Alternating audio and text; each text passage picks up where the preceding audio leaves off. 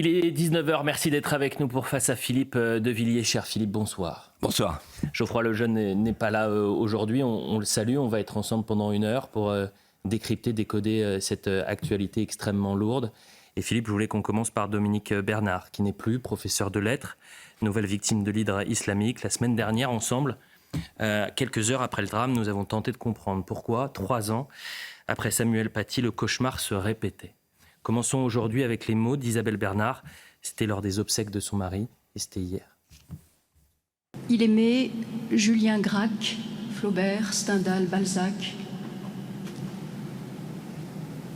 Il aimait Proust, Claude Simon, Céline et Pierre Michon. Il aimait le cinéma, Truffaut, Ford, Kubrick, Lubitsch, Orson Welles. Il aimait le baroque. Il aimait Ozu, Miyazaki, Kurosawa, Almodovar, Fellini, Visconti. Il aimait l'Italie, l'italien, la Toscane, les fresques de Giotto, Masaccio, Gozzoli. Il aimait le Titien et Véronèse, le Caravage. Il aimait Shakespeare, Racine, Beckett.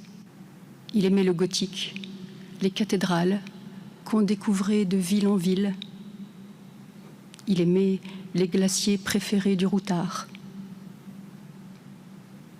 Il aimait la Provence, ses couleurs, ses senteurs. Il aimait les étangs, les rivières et les fleurs, les forêts. Il aimait la lumière rasante du soir. Il n'aimait pas l'informatique et les réseaux sociaux. Le téléphone, il n'en avait même pas. Il n'aimait pas la foule, ni les honneurs, les cérémonies qu'il avait en horreur. Sensible et discret, il n'aimait pas le bruit et la fureur du monde. Il aimait profondément ses filles, sa mère et sa sœur. Nous nous aimions. Que dire après cela, Philippe ? C'est déchirant, poignant, sublime. Sous ces voûtes de la cathédrale, il y a cette dame qu'on vient d'entendre au lutrin, l'épouse aimante, souffrante, lumineuse, et les graines des diamants de souvenirs qui tombent sur un plateau de cristal d'amour tranquille. Et semble nous dire, avec un courage inouï, ne regardez pas mon mari comme une victime. Une victime, elle tombe malgré elle. Regardez-le plutôt comme un héros littéraire, un héros français, qui tombe pour nous les Français, pour la France, tuméfié, défiguré, humilié. Et en fait, en écoutant l'épouse magnifique qui nous donne une leçon de civilisation face à la barbarie, une leçon de notre civilisation d'amour face à la barbarie qui n'est que violence et amnésie, je me disais, c'est pas seulement un professeur de lettres qu'on a frappé, c'est aussi peut-être un monde qu'on assassine. Et la seule chose qu'on puisse faire, moi jusqu'à mon dernier souffle, et les jeunes générations qui nous écoutent, en suivant l'exemple de Dominique Bernard. La seule chose qu'on puisse faire, c'est de lui emprunter son panache pour se lever et sauver le pays. Quand vous dites sauver le pays, vous avez l'impression que la France aujourd'hui est au bord du gouffre ? J'ai écouté hier soir Michel Onfray, qui est un grand philosophe et un visionnaire. Il a parlé d'une guerre civile à bas bruit. Je crains qu'il n'ait raison. Mais s'il y a une guerre civile à bas bruit, il faut qu'on change de mentalité et qu'on fasse de la France, dans nos cœurs, une priorité nationale, une priorité vitale. Parce que cette priorité a été oubliée ces derniers temps ? Oui. En fait, la France, c'est Johan Moix qui a dit ça dans le JDD, c'est devenu un réceptacle. C'est devenu un réceptacle. On accueille la misère du monde et on accueille le monde. Et on ne sait plus qui on est. On ne sait plus où sont nos bornages. On ne sait plus où est notre feu sacré. On ne sait plus. Vous savez, l'évêque Rémy disait à Clovis, les sociétés obéissent toutes à la même loi. Lorsqu'elles ont perdu l'idée de leur raison première d'exister, elles se démolissent de leurs propres mains. On est un peu dans cette situation. La semaine dernière, je vous demandais une première réaction. J'ai revu l'émission qu'on avait faite ensemble la semaine dernière, après l'attentat à Arras. Et voilà ce que vous disiez. Je suis comme tous les Français, partagé entre la colère et la sidération. Une semaine plus tard, qu'est-ce qui prédomine ? La colère ou la sidération ? La colère, dans la vie privée, est toujours une faiblesse. Mais il est des vertus de la vie publique qui peuvent être des vices de la vie privée. En tout cas, des défaillances. Je parle d'expérience. Il y a trop d'hommes politiques qui n'ont jamais osé passer au stade de la colère. Il y a des saintes colères. Il y a des colères nécessaires. Il y a des colères indispensables. Et là, ce qui m'anime, c'est une colère ordonnée à une ligne de fuite. Et la ligne de fuite, c'est sauver la France. Sauver la France. Si on doit mourir, on mourra. Mais il y a des gens qui nous font la guerre. Les alertes à la bombe, etc. On va en parler. Ils jouent avec nous comme un gros chat qui joue avec une souris. La France. Je viens d'écrire un livre qui s'appelle Le Roi Soleil. On était la première nation du monde. Il y avait l'ambassadeur du Siam qui venait chercher ses lettres de créance à Versailles. Et l'empereur de Chine appelait le Roi Soleil le roi du monde. Vous vous rendez compte où on en est ? On est arrivé à un point, Philippe de Villiers, où les professeurs ont peur. La peur au ventre. 36% des professeurs, un professeur sur 3 s'auto-censuraient avant Samuel Paty. Aujourd'hui, après Samuel Paty, ils étaient 58%. Aujourd'hui, on se demande combien de professeurs d'histoire, géographie par exemple, d'histoire, de lettres, vont s'auto-censurer après Dominique Bernard.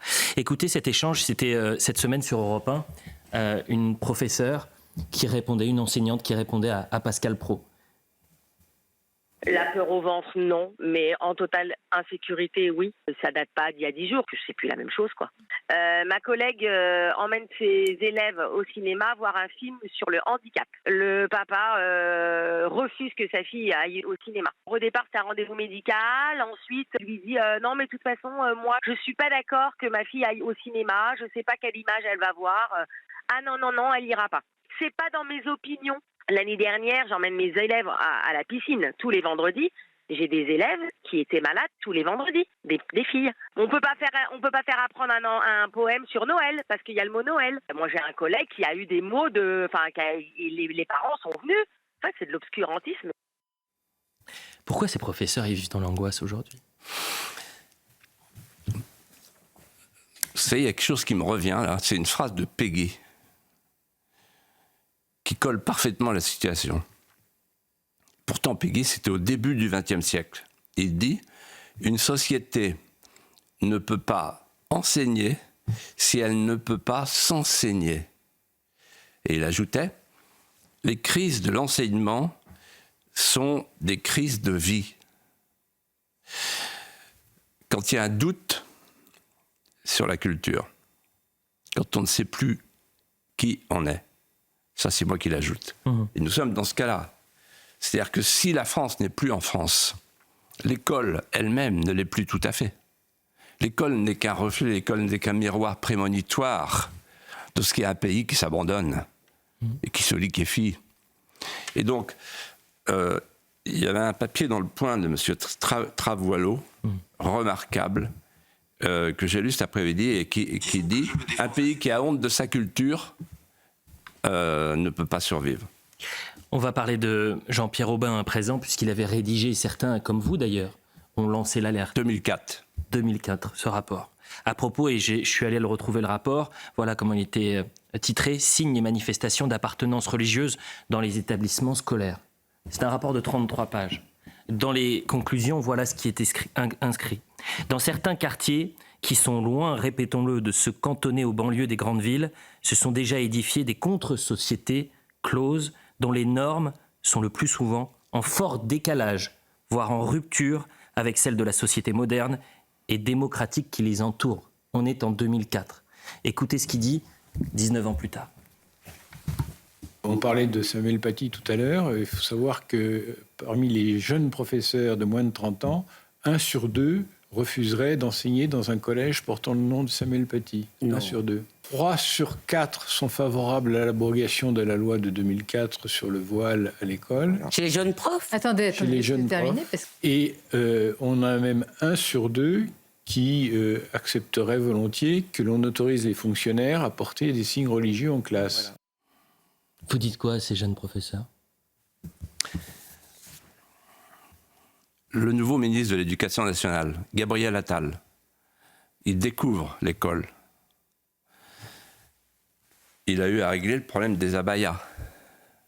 Et maintenant, il se trouve devant cette école décrite par M. Aubin.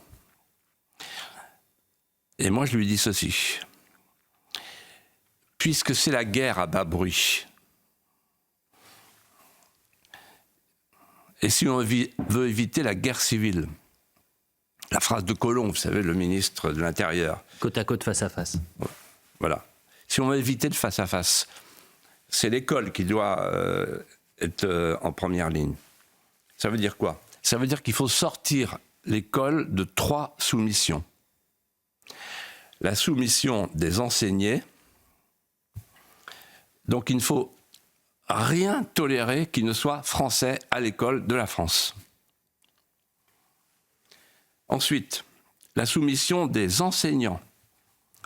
Sous la Troisième République, après la guerre de 1870, sous la férule de Ernest Lavis, il y a eu ce qu'on a appelé les hussards noirs de la République. Il s'agissait de prendre la revanche sur l'Allemagne. Et donc, on demandait aux instituteurs d'être des soldats, des hussards. Comme ils étaient en blouse noire, on disait les hussards noirs de la République. Eh bien, il faut recréer une école, des écoles, des hussards noirs de la République. Il faut refaire des hussards. Il faut que nos enseignants, soit ils dégagent parce qu'ils n'y croient plus, soit ils imposent la loi française, la culture française, la civilisation française, l'art de vivre à la française, l'art de parler à la française, pas d'écriture inclusive, etc. S'ils sont insouciants ou s'ils sont cyniques, ils n'ont rien à faire dans notre école. Et troisièmement et surtout, c'est le plus difficile, la soumission donc des enseignés, la soumission des enseignants, la soumission de l'enseignement. C'est la troisième soumission. Il faut sortir l'enseignement du wokistan et de l'islamistan.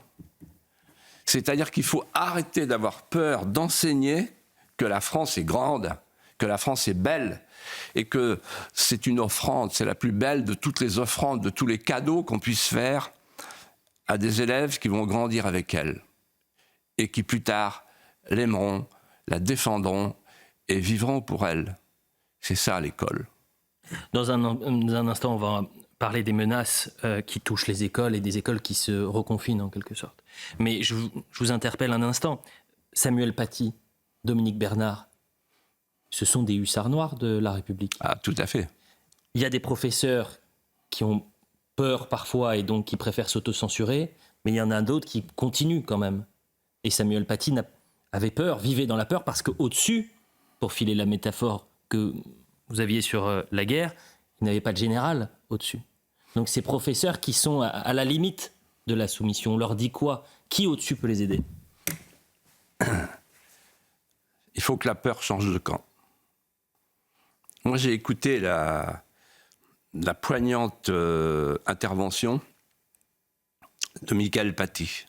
La sœur de Samuel Paty. Ouais, qui a dit qu'il devait y avoir un après Paty, et on est toujours dans le pendant Paty. Qu'est-ce qu'elle a voulu dire?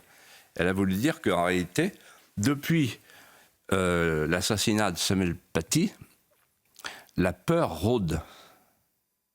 Et quand la peur rôde dans une société, quand la peur rôde dans l'école, on n'ose plus prononcer les mots. On s'auto-censure. 56% des professeurs s'auto-censurent. Et donc, en réalité, le chef de l'école, aujourd'hui, l'éducation nationale, c'est le ministre. Il n'y a pas d'intermédiaire. Les recteurs, ils obéissent. On l'a vu sur la Baïa. Et moi, je l'engage, je le supplie, avec tant de Français qui nous regardent, soyez courageux. Un jour, j'ai écrit dans un texte, le courage s'accomplissait en lui comme la marche ou la respiration. Quand on est ministre de l'Éducation nationale, il faut respirer le courage. Et pour l'instant, il le respire, ce courage? Écoutez, il fait des premiers pas qui sont les premiers pas du courage. Quand je vois, par exemple, sa dernière décision, elle est étonnante. Non seulement il a envoyé des saisines au procureur, mais il a décidé de sortir les élèves, et ça répond exactement à ce que je souhaite, sortir les élèves radicalisés, comme on dit. C'est en fait les élèves influencés par le frérisme, par le terrorisme. De les sortir de l'école pour les mettre, j'imagine, dans des établissements spécialisés. Il y avait jadis les maisons de correction. Voilà. On a en fait bousillé l'école avec le collège unique. Là, on va refaire un collège avec des niveaux, peut-être. Et on va, pour garder le bon grain, distraire et éloigner l'ivraie. C'est une nécessité absolue. Pourquoi? Parce qu'un élève tapageur qui menace dans une classe, il donne le ton. Et on pourrait parler à l'école d'une islamisation d'atmosphère. Et c'est cette islamisation d'atmosphère, pour reprendre le mot de Gilles Kepel, qui, en fait, impressionne les professeurs et les paralyse. Bien sûr. On continue de parler de l'école, et vous l'avez vu cette semaine, il y a ces nombreuses alertes à la bombe. Des écoles sont évacuées. Beaucoup de syndicats demandent plus de sécurité dans les écoles. Alors j'ai lu portique de sécurité, vidéosurveillance aux abords des écoles, utiliser même, pourquoi pas, la reconnaissance faciale. Dans une école dans le Val-de-Marne, on a choisi les cours en distanciel pour pallier justement à ces alertes à la bombe. Est-ce qu'on est en train de vivre en fait un confinement sécuritaire? Oui, je m'en sais. Il y a eu le confinement sanitaire et maintenant le confinement sécuritaire. Et d'ailleurs, on a été capable, le gouvernement a été capable d'enfermer 60 millions de Français. Et on n'est pas capable de chasser 4500 fiches S. Et donc, moi, j'arrive à la conclusion suivante que je vous propose. C'est ma réponse. Il y a deux solutions. Je parle avec mon expérience de la vie publique. Il y a deux solutions. La première, on traque ceux qui mettent le désordre, on traque les terroristes, on interdit on suspend la confrérie des frères musulmans, on traque les fréristes, on chasse ceux qui doivent être expulsés, etc., etc. On rétablit les frontières, etc. On rétablit les frontières. Et donc on n'a plus à se déshabiller dans les aéroports. Et à ce moment-là, on rend aux Français leur liberté d'aller et venir. Il n'y a pas besoin de portique, il n'y a pas besoin de mirador, il n'y a pas besoin de gilet pare-balles. Deuxième solution, on ne le fait pas parce qu'on a peur. En fait, c'est un gouvernement de pétochards qu'on a. Si vous me passez le néologisme, on a peur. Alors on fait des portiques qui servent à rien, parce que Samuel Paty, il a été malheureusement assassiné à l'extérieur du portique. Et à ce moment-là, on dit aux citoyens, vigilance. C'est ce qui se passe en Belgique, le Belgiquistan. Donc le gouvernement belge dit aux Belges, faites attention quand vous sortez, sortez le moins possible. Et donc c'est là qu'on arrive au confinement sécuritaire. Parce que bientôt on va nous dire, écoutez, plutôt le télétravail, restez chez vous. Et puis vous sortirez, on vous donnera un Ausweis, comme du temps du Covid. Et finalement, qu'est-ce qui va se passer ? On fait une école prison, on fait un hôpital prison, on fait une mairie prison, et on est tous en prison. Et la France devient une petite prison. On va de prison en prison. Vous avez parlé de vigilance. Emmanuel Macron en a parlé cette semaine. La société de vigilance. Écoutez-le. Nous avons décidé de financer dans toutes les loges d'accueil des lycées et dans tous les bureaux des directeurs des boutons d'alarme qui vont les relier directement à tous les commissariats. Donc dans les 469 lycées, nous aurons ce bouton d'alarme qui permettra un lien direct entre le lycée et le commissariat, de façon à ce que les secours puissent arriver le plus rapidement possible. Donc ça, c'est Valérie Pécresse sur la sécurisation dans les établissements, mais je veux qu'on revienne cette semaine. C'est intéressant ce qu'elle dit. Mais ça rejoint ce que vous étiez en train de dire. Complètement. Donc en avant pour le portique laïque obligatoire et universel. À présent, Emmanuel Macron. C'était cette semaine qui revient sur cette société de vigilance. Jamais il ne sera possible, dans un état de droit, d'avoir un système où le risque terroriste est éradiqué totalement. C'est pourquoi nous devons vivre dans une société de vigilance. Une société de vigilance. Alors je sais que vous l'avez commenté hier matin avec Sonia Mabrouk, mais quel regard vous portez sur cette déclaration ? Je la trouve stupéfiante. Il y a le chef de la tribu qui explique « Je ne peux plus vous protéger parce que les lois et les juges ne me le permettent pas. Alors, on vous confie le soin à chacun d'entre vous de vous retourner, de faire attention dans la rue, de faire attention à la campagne, de faire attention au volant, soyez vigilants. Parce que des fois qu'il y aurait un terroriste, ça serait bien si vous pouviez nous informer. » En d'autres termes, on bascule d'un État impuissant à une société d'autodiscipline qui assure elle-même sa sécurité. Ça, vous savez à quoi ça conduit ? À l'Amérique, tout droit. Parce que vous n'empêcherez pas à ce moment-là les gens qui écoutent Emmanuel Macron de dire bon, ben, puisqu'il y a l'état de droit, moi je vais me faire mon état de droit. C'est-à-dire le port d'armes, on arriverait avec le port d'armes. Elliot, l'état de droit, vous vous rendez compte ? Enfin, moi j'ai fait du droit, je suis juriste, et je suis passé par l'ENA, donc je sais ce que c'est que l'état de droit. Mais je reviens à la phrase de De Gaulle, il y a la France, l'État et puis l'état de droit. Si ce sont les juristes qui commandent, si c'est le syndicat de la magistrature, comme on vient de le voir avec une décision qui est scandaleuse cet après-midi, si ce sont les juristes qui commandent, le politique n'a plus lieu d'être. Et toutes les sociétés dans lesquelles les juristes ont commandé sont mortes. C'est de cela qu'est mort l'Ancien Régime. Et François Mitterrand m'a dit un jour, et il l'a répété publiquement, les juges ont eu la peau de l'Ancien Régime, ils auront la peau du nouveau. Et donc c'est à M. Macron, président de la République, d'assurer le régalien. Et le régalien, c'est la sécurité et la justice. On revient dans un instant. Quand vous avez dit décision scandaleuse, j'imagine que vous faites référence à cet arrêté d'expulsion de la militante palestinienne Mariam Abou Daka qui a été suspendue. C'était une demande qui avait été faite par le ministre de l'Intérieur. Je rappelle que cette militante fait partie du FPLP, qui est une organisation de gauche radicale qualifiée de terroriste par l'Union européenne. Et cette femme est sur notre sol. La publicité, on revient dans un instant. On parlera de Bruxelles un peu et de l'Europe. On a évoqué avec vous, Philippe de Villiers, dans la première partie, la peur, l'angoisse des Français face à cette menace terroriste. Et on a abordé dans un premier pas les solutions. Voyons les failles à présent. Bruxelles a été touchée par le terrorisme islamiste. Un Tunisien radicalisé en séjour irrégulier qui s'en est pris à 2 Suédois lundi soir.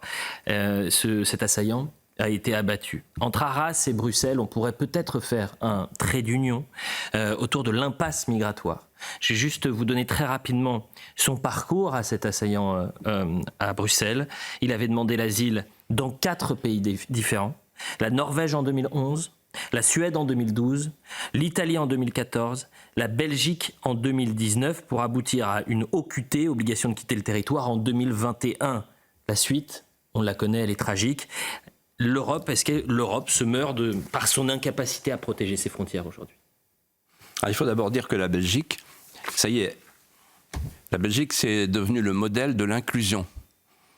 L'inclusion, ça veut dire que vous arrivez avec votre civilisation, votre religion, vos mœurs, et on vous accepte dans une enclave. C'est fait en Belgique. La bascule démographique est faite, et les imams sont payés, etc. Les Belges, c'est le Belgique qu'ils sont. C'est bon. C'est fait. Et d'ailleurs, la FEMISO, qui est la grande organisation des frères musulmans, elle a son siège social, je sais parce que j'ai vécu à Bruxelles, moi, comme député européen, elle a son siège social à 100 mètres de la Commission européenne. Et en fait, l'Europe, l'Union européenne, elle a été conçue, c'est ça que les gens ne comprennent pas, comme un espace sans frontières. C'est pas de moi l'expression. C'est l'expression qui a été utilisée dans tous les traités. L'espace sans frontières, c'est l'impératrice van der Leyen. Elle utilise cette expression tous les jours. Et donc, aujourd'hui, par exemple, l'espace sans frontières, ça consiste à faire rentrer, tenez-vous bien, l'Albanie et le Kosovo. Et la Roumanie. 35 pays, donc des pays supplémentaires. Plus on est de fous, plus on rit. Bon. Et en fait, l'Union européenne porte une idéologie diversitaire, mondialiste, multiculturaliste. Elle considère que, pour des raisons économiques et pour des raisons culturelles, multiculturelles, l'immigration est une nécessité absolue. Et d'ailleurs, c'est si vrai que le projet Migration et Asile porte l'idée de la relocalisation. C'est-à-dire on va relocaliser, ça y est, ça va passer au Parlement, mais c'est décidé par le Conseil. La France a soutenu, Macron a soutenu. On va relocaliser des migrants. Dans tous les pays, il y aura des quotes, chacun prendra sa part. Et le pays qui ne voudra pas prendre un migrant, c'est 20 000 € par migrant. La Hongrie et la Pologne se sont opposés à cette mesure. Donc voilà, l'Union européenne est multiculturaliste, elle est mondialiste. Et en fait, elle se conçoit comme un marché planétaire de masse qui a été longtemps et qui est encore le complément du marché américain. Gérald Darmanin a dénoncé hier la naïveté au sein des institutions européennes contre le djihadisme d'atmosphère. Écoutez-le et je vais vous faire réagir juste après. Nous devons lutter sans naïveté contre cet écosystème, contre ce djihadisme d'atmosphère. Nous constatons malheureusement ici ou là qu'il y a encore un peu de naïveté, soit dans les institutions de certains pays ou de l'Union européenne, soit dans notre façon de montrer notre autorité face à ces structures, dans la dissolution d'associations, dans la fin de subventions à ces associations et de manière générale dans la lutte pour ce que la France appelle la laïcité, c'est-à-dire le fait que le religieux doit rester dans une sphère à part et ne doit pas prendre évidemment toute la place qu'elle prend parfois dans un certain nombre de systèmes, notamment qui touchent l'islam radical. Naïve, passive ou active ces institutions européennes ? Parce que ça change tout. Islamo-active. D'abord, je salue le catéchumène du souverainisme. Vous l'avez entendu. Hop, fait un petit pas, là, un pas de côté vers le souverainisme. Il commence à avoir des doutes. Il en a eu des doutes récemment chez Pascal Praud, puisqu'il a expliqué qu'il ne fallait plus obéir à la Cour européenne des droits de l'homme. Ça, c'est extraordinaire, ça. Ça, moi, je suis pincé et j'ai dit à ma femme, je ne voulais pas mourir sans avoir vu ça, comme Thierry Holland avec la Coupe du Monde en 98. Après ça, on peut mourir. Le plus tard possible. Le plus tard possible, oui. Et donc, je vais maintenant répondre très sérieusement à votre question. C'est simple, l'Union européenne, ils se sont partagés le travail. La Commission européenne finance les associations. Vous allez voir ce qu'on va découvrir. Mais moi, je le sais. La FEMISO, etc., il y a 33 associations. Il y a tous les frères musulmans. Ils sont là-bas. Ils sont chez eux. Ils ont leur ronde serviette, comme on dit. Ensuite, le Conseil, lui, finance l'Université islamique de Gaza. Excusez du peu. Et le Conseil de l'Europe finance les campagne de publicité avec les fréristes, notamment sur le voile. Sur le voile est une liberté. Voilà la division du travail.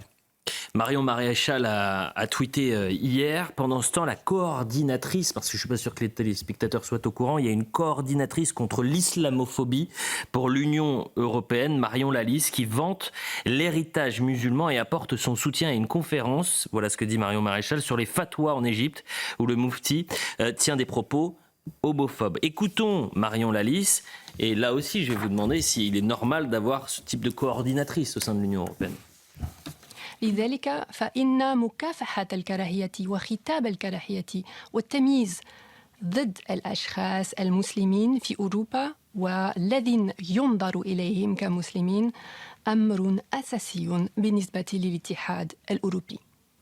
ويتم التعامل مع هذه الكراهية في إطار خطة عمل الاتحاد الأوروبي ضد العنصرية. إن إرث الإسلامية في أوروبا ثري للغاية، والوضع يختلف من بلد أوروبي إلى آخر حسب حجم المجتمعات الإسلامية وخلفيتها الجغرافية. وإنه لمن دواعي سروري أن أرى مشاركين من جميع أنحاء العالم في جميعنا اليوم.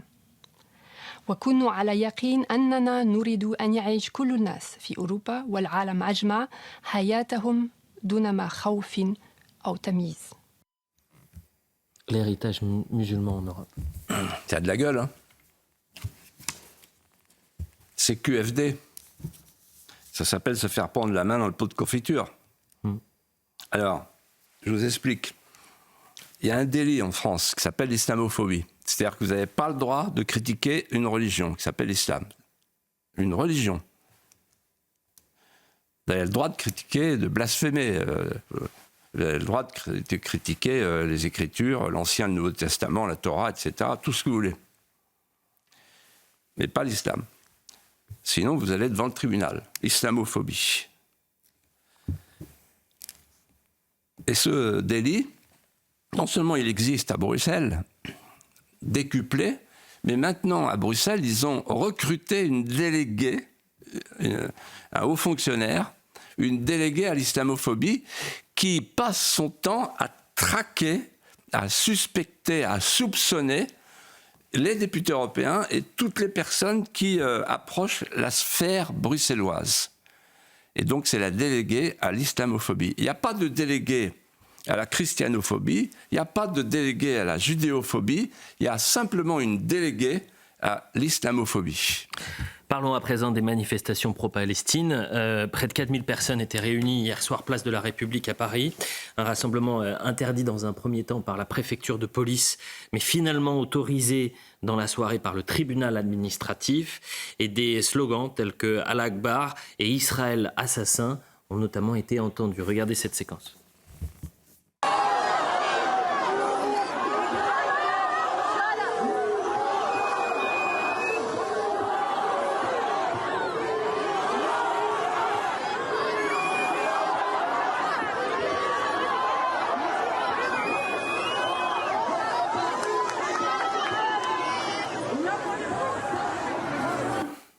place de la République, hautement symbolique, à quelques pas du Bataclan. Quel regard vous portez Là, vous avez les ingrédients de la guerre civile à bas bruit. Vous avez des gens qui manifestent avec des drapeaux étrangers, notamment le drapeau turc, là, et qui crient « Allah Akbar ». Allah Akbar, c'est le cri de l'assassin de Samuel Paty, c'est le cri de l'assassin de Dominique Bernard. C'est le cri des assassins du Bataclan. Voilà, c'est une signature. Et donc qu'on ait cette signature dans une manifestation qui supporte le Hamas, c'est-à-dire le terrorisme, alors qu'il y a des Français qui sont morts. Il y a 29 morts apparemment aujourd'hui. 29 morts français. 30 désormais, c'est tombé il y a quelques minutes. Ouais, c'est honteux, c'est indécent. Voilà. Il y a une 5e colonne de collabos. Karim Benzema, à présent, était l'un des porte-parole, et est-il, c'est ça la question qu'on doit se poser, l'un des porte-parole des frères musulmans. C'est une déclaration de Gérald Darmanin chez nous qui a fait l'effet d'une bombe. Le ministre de l'Intérieur expliquait que Karim Benzema était en lien avec les frères musulmans, et réponse hier de l'avocat de Karim Benzema qui dénonce ses propos. Depuis quelques semaines, je m'intéresse particulièrement, M. Benzema est en lien, on le sait tous, notoire avec les frères musulmans. Nous attaquons à une hydre qui sont les frères musulmans parce qu'ils donnent un djihadisme d'atmosphère, comme le disait Gilles Kepel. Par contre, si vous me dire que depuis 15 ou 20 ans, pour des raisons d'immigration, d'urbanisme, d'intégration ratée, de manque de fermeté, de moyens de services de renseignement, on a des difficultés comme toutes les sociétés occidentales, vous avez parfaitement raison, et c'est pour ça que je me bats tous les jours. Les frères musulmans ne sont pas une organisation terroriste en France. En revanche, comme c'est présenté sur un mode dépréciatif, assurément, ça revient à être une injure publique à l'encontre de Karim Benzema. C'est-à-dire qu'on vient lui reprocher d'avoir un comportement dont on considère qu'il serait effectivement un comportement qu'il ne faut pas avoir, et ce faisant, on l'injurie. Quel est le problème avec Karim Benzema, Philippe de Villiers ? C'est incroyable, l'icône. Alors moi, je vais vous dire le problème. C'est qu'il a oublié, alors qu'il est une star, une étoile, il a oublié d'avoir un mot pour les victimes françaises qui ont été assassinées par le Hamas, les frères musulmans. Et il a oublié d'avoir un mot pour le héros littéraire dont on parlait tout à l'heure, Dominique Bernard. Il est français, c'est une étoile.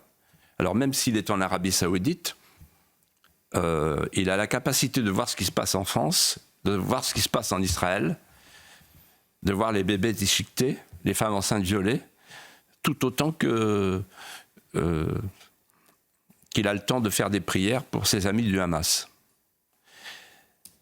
Mais je vais vous dire ce qui me choque. Voilà un homme qui doit tout à la France. Tout. Tout. Sans la France, il n'est rien. Il doit tout à la France depuis son enfance. Il a été détecté parce qu'il avait du talent. Puis il a été promu, il a été choyé, il a été soigné, il a été entouré, soutenu, aimé. Voilà. Il est en Arabie Saoudite. Très bien. Mais il ignore une règle élémentaire de la civilisation. Une civilisation, c'est un état social dans lequel celui qui arrive au monde va mettre toute sa vie à comprendre que tout ce qu'il pourra apporter sera toujours inférieur à ce qu'il trouve avant lui. On devait parler de Jean-Luc Mélenchon qui a volé au secours de Karim Benzema sans le connaître sur les réseaux sociaux, mais avançons et parlons de la France insoumise à présent. Daniel Obono est dans le viseur de la justice pour apologie du terrorisme après avoir qualifié le Hamas, c'était chez Jean-Jacques Bourdin, et elle qualifie le Hamas de groupe de résistance. On regarde cette séquence. Pour vous, c'est un mouvement de résistance ? Je cherche l'explication. Oui, c'est nécessaire un mouvement de résistance, le Hamas ? C'est nécessaire d'avoir... Est-ce que c'est un mouvement de résistance ? C'est nécessaire d'avoir des clarifications, parce que les mots sont importants. Moi, je vis de clarification, justement. Est-ce que c'est un mouvement de résistance ? C'est un groupe politique islamiste, qui a une branche armée et qui s'inscrit dans les formations politiques palestiniennes. C'est un mouvement de résistance a pour objectif la libération de la Palestine et qui résiste à une occupation. Donc c'est un mouvement de résistance. Oui. Oui, c'est un mouvement de résistance, c'est ce que vous pensez. Qui se définit comme tel et qui est reconnu comme tel par les instances internationales. C'est un mouvement de résistance, c'est ce que vous pensez. Mouvement de résistance. Que symbolise Daniel Obono, ce mot ? Je me souviens l'année dernière l'avoir entendu dire un truc incroyable et s'en était pris aux gens qui critiquaient le voile en Iran. Je ne sais pas si vous vous souvenez. Elle avait dit « Vous n'avez qu'à manger vos morts ». J'ai trouvé ça bizarre. Et là, le Hamas, mouvement de résistance. Je pense qu'elle restera dans l'histoire comme un symbole. Le symbole ultime du déshonneur de la gauche morale. Justement, la gauche morale. Il nous reste quelques minutes, Philippe de Villiers. Parlons de la gauche morale. C'est une expression, une réflexion qu'avait pu avoir Laurent Fabius. On est en 1984, l'heure de vérité, et Alain Duhamel lui demande « Mais quelle différence y a-t-il entre la gauche et la droite ?» Écoutez très précisément Laurent Fabius sur justement la gauche morale. J'hésite presque à en parler. Je crois que dans l'action qui est la nôtre, il y a une certaine recherche d'exigence morale. C'est très difficile. Et pas chez vos adversaires ? Si, je vais y venir. C'est très difficile parce que quand on mène une action politique, très souvent on bute sur la réalité. Exemple, les ventes d'armes. Exemple, on en parlera peut-être, cette affaire Greenpeace. Bon. Mais je crois quand même que sur quelques points fondamentaux, il y a cette recherche d'exigence morale. Dernier exemple en date, l'Afrique du Sud. Je ne veux pas dire du tout que l'ensemble des électeurs de droite ne partagent pas cela, ce serait complètement erroné. Mais quand je parle des dirigeants de droite, il y a des dirigeants de droite qui partagent tout à fait cette idée-là. Mais quand je regarde, si vous voulez, les tempéraments au plus profond d'eux-mêmes, je crois que égalité des chances, solidarité, exigence morale, ce sont trois éléments qu'on retrouve vraiment au plus profond de la gauche. La gauche morale. Chanoine Fabius. C'est extraordinaire, c'est quelques semaines avant l'affaire Urbain. Peut-être rappeler rapidement aux téléspectateurs l'affaire Urbain. Mais l'affaire Urbain, c'est une affaire de corruption et c'est moi qui l'avais levé le lièvre en montrant que le président de la République, Mitterrand, avait été élu avec de l'argent sale. Voilà. Non, ce que je veux dire là-dessus, je vais vous dire, on vit un moment décisif. Il y a parfois des bonnes nouvelles, il y en a une que je vais vous annoncer. C'est justement la fin de la gauche morale, l'exigence morale. Pourquoi ? Parce que pendant des décennies, la droite s'occupait d'économie, elle était sur ses positions, elle avait guère de conviction, elle faisait tourner le budget de la France quand elle était au pouvoir, et pour le reste, elle laissait la gauche s'occuper de l'éducation et de la culture. Bon, depuis le plan Langevin-Vallon, c'est comme ça. Et en fait, la gauche, au nom de l'exigence morale, pointait du doigt la droite qui était tapie, casque à pointe, tout le monde aux abris. Vous êtes des crypto-fascistes et de toute façon, vous êtes des antisémites. Parce qu'on sait d'où vous venez. Du ventre qui a craché le ventre fécond. Vous êtes la bête immonde. Ouais. Bon. Et la droite était plaquée. Et ça s'est terminé. Voilà, et c'est fini. Voilà que le mistigris de l'antisémitisme est passé à gauche. Mélenchon, Bono, la gauche, voilà, ils n'ont pas compris dans quel monde on était, et donc leur antisionisme matiné d'antisémitisme est en train de les perdre. Et Mélenchon, en fait, il croyait qu'il allait vivre la fin de sa vie comme le leader Maximo, c'est-à-dire Fidel Castro, et il est en train de finir comme Ravachol. Parlons d'histoire justement, puisque vous faites souvent référence à l'histoire. L'histoire, toujours l'histoire de la France, de ses héros, de ces hommes qui ont façonné notre pays. Vous publiez, cher Philippe, le roman du Roi Soleil. Vous l'écrivez d'ailleurs, ce qui est intéressant, et j'invite les téléspectateurs à le découvrir, vous écrivez à la première personne. On voyage avec vous dans l'univers du roi Soleil. Donc après Clovis, Saint-Louis, Jeanne d'Arc, Louis XIV, en 1 minute, s'il vous plaît, cher Philippe, en fait, vous faites votre roman national. Oui, et pour la raison suivante. Je m'adresse aux jeunes générations qui sont mes lecteurs favoris pour leur dire ceci, que n'importe quel architecte leur dirait. Quand on est dans l'obscurité, dans une maison qui s'effondre, il faut aller chercher les murs porteurs. Il n'y a que comme ça qu'on ira vers la sortie. Et les murs porteurs, ce sont celles et ceux qui ont construit, bâti la France et qui nous ont laissé leur trésor. Merci Philippe de Villiers. Merci. On se retrouve vendredi prochain et nous, dans un instant, c'est l'heure des pros. À tout de suite.